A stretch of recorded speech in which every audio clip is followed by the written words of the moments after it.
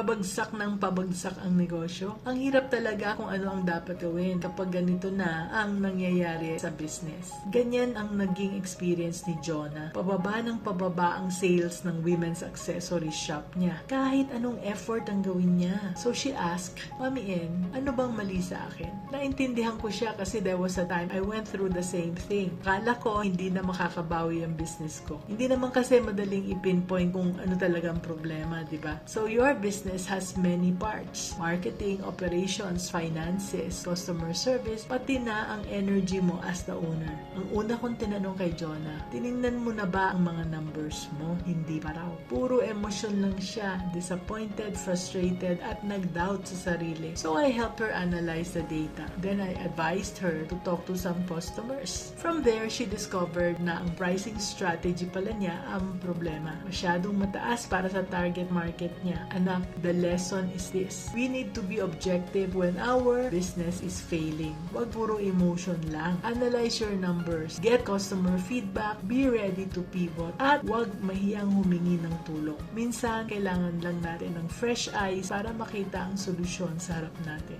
Kaya mo yan. Just be business-minded, Pinoy.